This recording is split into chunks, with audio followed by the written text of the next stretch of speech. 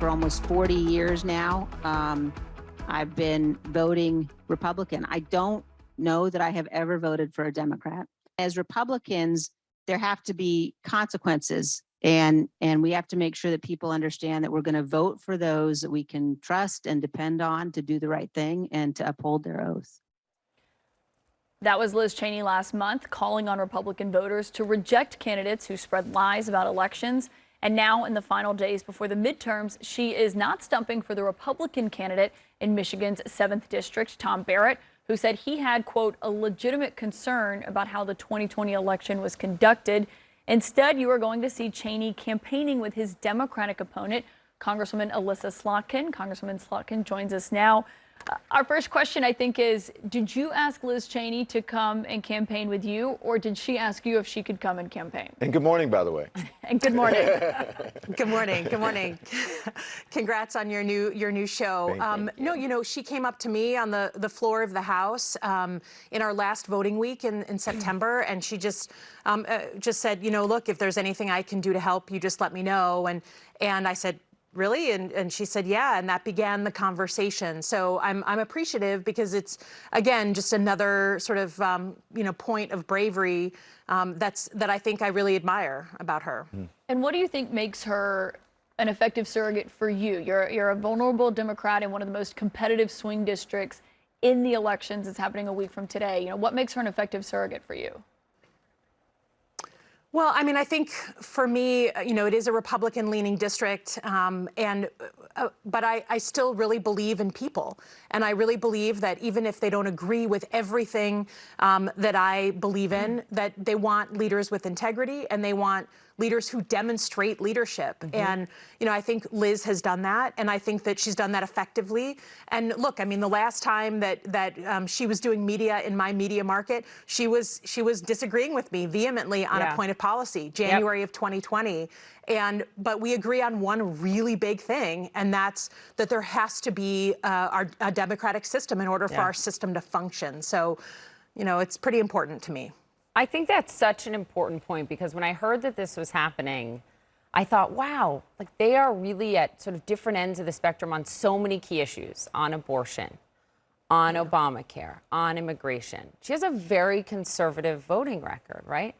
But I wonder what you think that says, that she'll be with you on the trail tonight about where you place the importance of upholding democracy really above all else.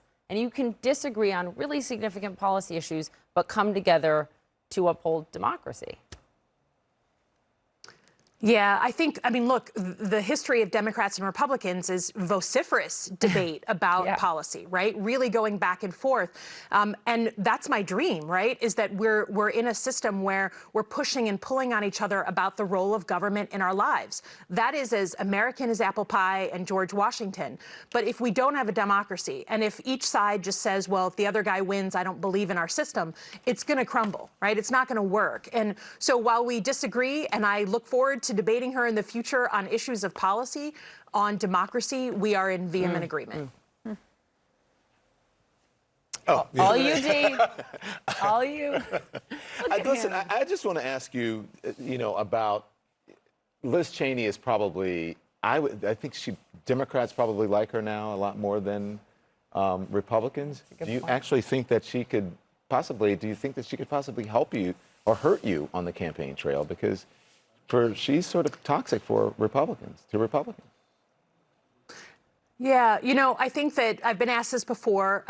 First of all, I think we have to sort of be honest with ourselves that there are things that are more important than any one person winning an election. And my race is going to be a nail biter. I've known that from the beginning. It always is.